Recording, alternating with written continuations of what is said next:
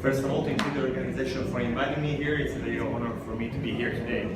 Well, I'm Manlio Di Stefano. I'm a member of the Foreign Affairs Committee for the Five Star Movement, an Italian party born in 2009. And I always say that we are post-ideological in a truly sense. In foreign affairs, it could be linked to the fact that we are not, I would say, pro-Russia or pro-United States. We are, I always say we are pro-Italians.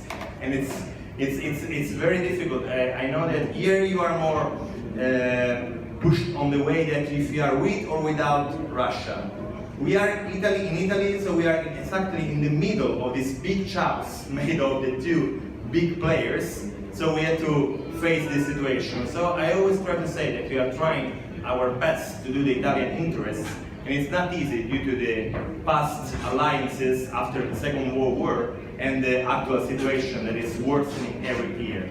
So that's how we are placed, and I'm really happy to hear some question about the main issue of this conference. Thank you. Okay, I'd like to ask a question which has been on the minds of many people, especially in Germany. Last year, Mrs. Merkel was very welcoming to migrants, and my impression was at the beginning many Germans welcomed the migrants with open arms, and now of course a year on it's more contentious maybe. I'd like to ask where each panelist stands. Was it a mistake of Mrs. Merkel, or did she do the right thing and will everything be okay? Well, first of all, I will ask to you, what's the decision that Merkel has taken? I mean, and at the end, I didn't see any kind of real political change after her decision. The only thing that I understood is that he wanted to have, to break the curtain of silence in that specific moment where we're facing an incredible crisis. And she said that, proclaimed, okay, you can come here. And then everybody was stuck in the Balkans because the borders were closed there. And the truth is that after what she said, nothing really changed. And as an Italian, I felt very, like if someone was joking with me. I mean, in the last week in Italy, they came like 16,000 migrants in the last week. In the last year, there are more or less 200,000 people. So when Ms. Merkel says, okay, I want to take some Syrian, and that's also a smart solution, because we are facing the migration of Afghani and people from the, I would say, the whole world.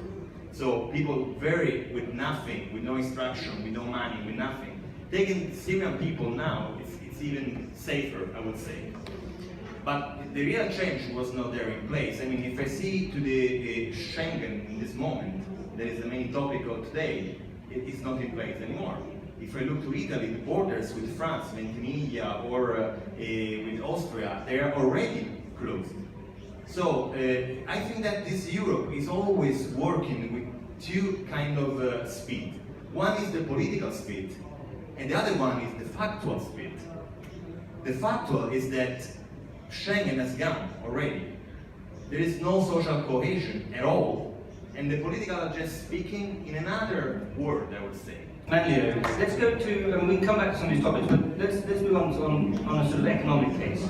I'm not an expert on this topic, but I've done some reading, and you have, of course, every shade of opinion, but there does seem to be well-founded research that, because some people say that migration and open borders drives down wages, because people come in and they're willing to work for much lower wages than the general population.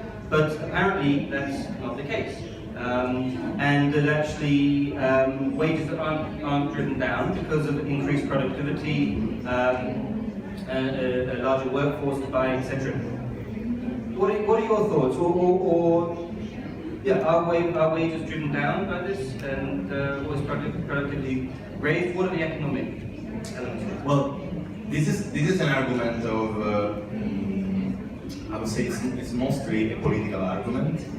because I think in the case of Italy, we have a party called the Lega Nord that is very focused on the fight against migration. So the argument is they are lowering the value of our job and they are taking our job.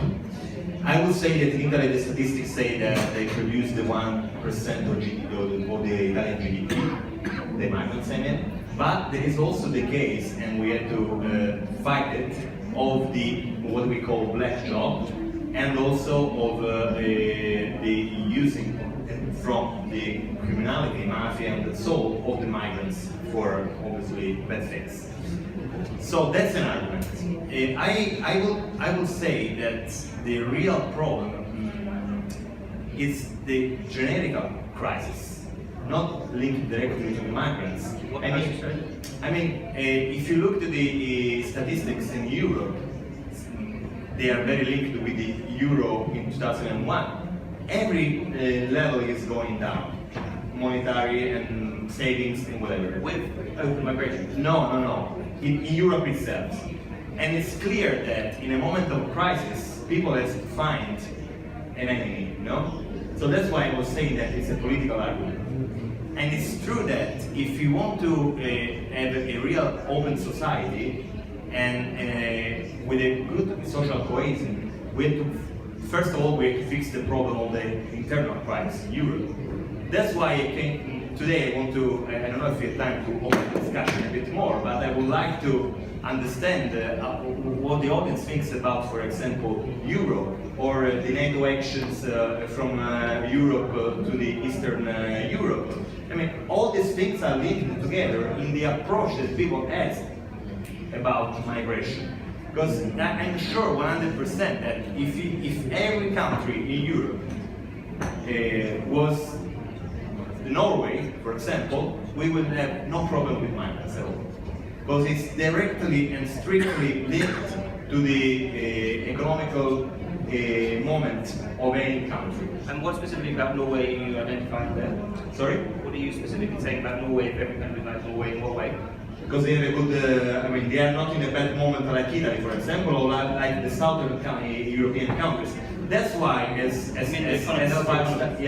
Five-Star Movement, my party, we always say that Europe has to be really changed. And the Brexit was already, there are a lot of politologists and experts that already were talking about Brexit 10 years ago.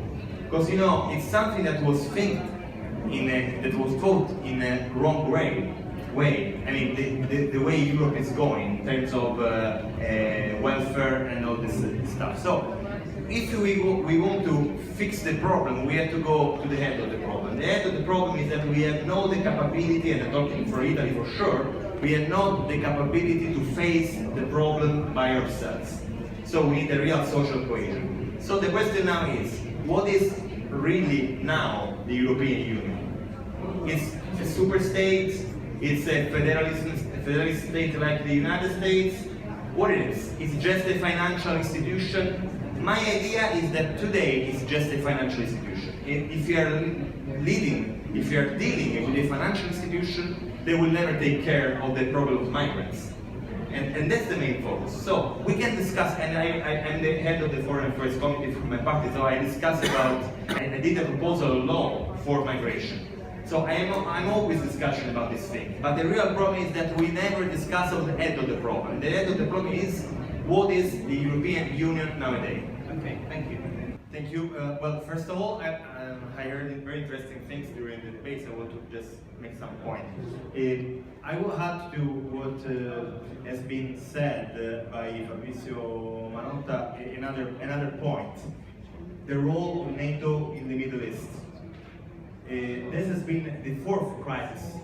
That's my idea that we have faced like Europe. Because if you think about the destabilization of Libya made by France, getting rid of Gaddafi in a tragic way, and what happened after. And if you look at how we created the problem in Syria, giving weapons and funding to who was fighting against Assad, we understand that the most of what we are facing now in terms of migration from Syria and Libya has been made by us directly. And I'm not saying that if we have a regime, we have to keep the regime stable, but I'm saying that if you want to transit a regime to a democracy, you have to wait in a democratic way, and not in via bombing and destroying the social welfare.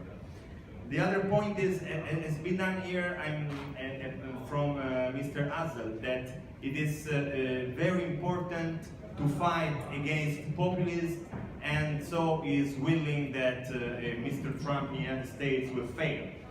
First of all, I have to say one thing, because my party in Italy is considered by the press, by the media press, a populist party. First of all, I have to say that if nowadays in all Europe there are populist parties, it's because the traditional one has failed totally. And if now we can analyze the trends, and all trends are negative, it means that you made some mistake, and then the political party has changed, going maybe more to the belly of people, yes, true. But what the populist parties are doing is just asking the question that people want to know. And that's the basic point. If politics can make an answer, so they will have a renewal. Otherwise, they will disappear. That's what's going on in Italy, where I could say also today to you that in 5 years we will govern the country. So I will be more scared about the failures that we are having in Europe more than the parties that are growing up, because the parties that are growing up are the children of the failures that you had. So let's reconsider a real change in Europe, and let's open real tables of renewal of the European Union, because where it's going now is a terrible way.